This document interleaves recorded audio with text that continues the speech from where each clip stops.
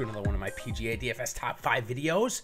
Trying a little bit different this weekend and give you guys them all in succession, all three of them. So make sure you like and subscribe. That'll be the easiest way, especially the subscribe section, of course, not the like. The subscribe section, easiest way to see this in a good sequence so you can get all the information all at the same time, all while you're making lineups. And this is like Tuesday afternoon for me, just about the start of lineup making time when I go in and make sure that we've gotten all the information we need to and start building out. Of course, PGA DFS Top 5 Sleepers, this video here, doesn't come in to play maybe all that much every week because a lot of the field is low owned. But this week, specifically at the players, it really does because we have all the best players in the world here. So ownership is spread out quite a bit, plus a couple of bubbles. So we're going to go and weed through and try and find the best 5 sleepers. But of course, before we do, we're going to go into our transparency corner and check that out real quick. Last week, wow, it was a pretty good week. We went 5 for 5 in golfers making the cut and had 2 top 10s, including a top 5 with Jordan Spieth, Tommy Fleetwood, Byung-Hyun Ahn, Eric Van Rooyen, and Ian Poulter. So a pretty good start. If you had thrown those guys all in the same lineup, in fact, you would have been able to get somebody pretty expensive in there as well. Hopefully not Patrick Reed. He was about the only one that missed the cut. But certainly 6 of 6 with Spieth and Fleetwood. Plus, Hyun and Van Rooyen, even though they didn't come in the tournament very well, they scored pretty well on DFS. So, pretty good week overall. We'll try and match that again. And one of those names on the list we're going to put right back on there. That's Ian Poulter. $7,100 this week. He's projected around 1 or 2%.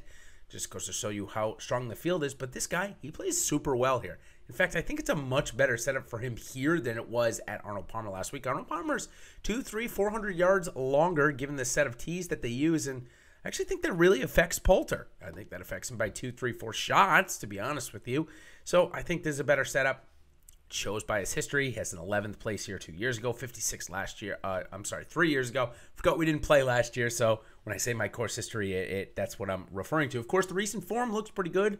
35th a couple of weeks ago, and then 26th last week at the Arnold Palmer. So, again, trending in the right direction. He needs his approach game to turn around. 64th strokes gain off the tee, 207th on the approach, though.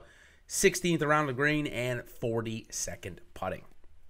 Okay, let's go on to my next guy, and he is also from across the pond, the young man from Scotland, Robert Macintyre, 6,700. Had a nice little breakthrough last week, came in at T36, and it came on Sunday.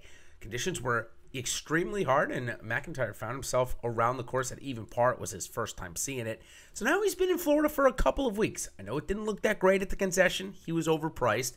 Even last week, he was about 7,100. So, again, price a little bit too high. Now we're getting him at 6,700 and 1% owned. It's a great time to jump on him, in my opinion. He is yet to play here, and of course, because he plays most of his golf on the European Tour, he does not have any strokes gained ranks. Okay, I'm going to move on to my next guy, and he was part of my fades last week, and it didn't really work out. But now he's priced around golfers that other gamers just absolutely love. So I'm going to go with Jason Kokrak. Maybe I'm jumping on the ball too late here, but he has decent history, a couple of 40th places in the last 2 tries. But actually, one of those included being in the optimal lineup. Granted, he was priced $1,000 cheaper than he is this year, so maybe that has a little to do with it. But again, at 8% owned with Joaquin Niemann, others, Tommy Fleetwood in this range, getting a ton of ownership. I don't expect Kokrak to get that much. And I feel like he could be a nice pivot in the Millionaire Maker against some of those guys, or even to pair up with those guys if you'd like to. I understand that range is really healthy this week. So Jason Kokrak, 8% owned. Again, off the tee ranks, pretty good, 28th. That's what we want here. Needs to have the approach game tick up. Round the green, hopefully that'll pick up this week. And 14th putting, we know that that's probably likely to regress based on historical performance. So I'm not banking on that. However, 7,700 to 8% owned, I think it's pretty easy to get overweight. Okay, my second biggest sleeper of the week. And these are 2 higher priced guys, so even though they're projected 9 or 8% based on who they're around and the ownership that is surrounding them, Scottie Scheffler.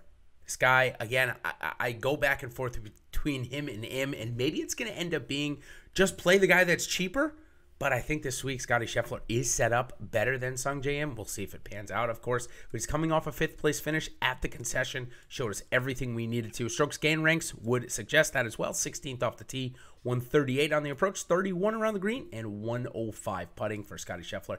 He's coming in at 9% projected owned, one of the few golfers above 8,900 that are going to be below 10% this week. Patrick Reed is in there.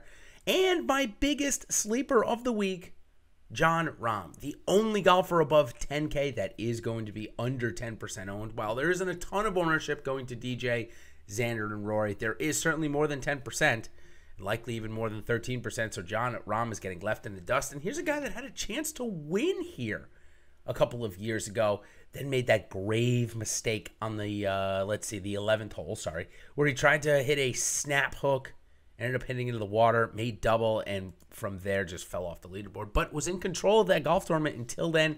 This course should suit him. He's fantastic off the tee and so consistent. 4th this year, 17th on the approach, 56 around the green, 133 putting. But again, he can get hot. So his irons haven't been great lately. However, historically, again, when we look at Jon Rahm's performances, he doesn't have that many bad in a row with the iron, so I like it as a bounce back spot this week. So let's go ahead 5-1 as we are coming up on our time limit here. And of course, don't forget, we're going to do values right after this, or depending on which way it's feeded to you through the YouTube algorithm, it could be my fade. So here we go. 5-1 sleepers: Poulter, Macintyre, Kokrak, Scheffler, and Jon Rahm. So thanks, everybody. Stay tuned, of course, for my other ones. Make sure you like and subscribe to the Awesemo YouTube channel here to get notified when these do get live every single week. And, of course, Millionaire Makers this week. Good luck at the Players. Enjoy the coverage, and we will see you on the other side. Cheers, everybody.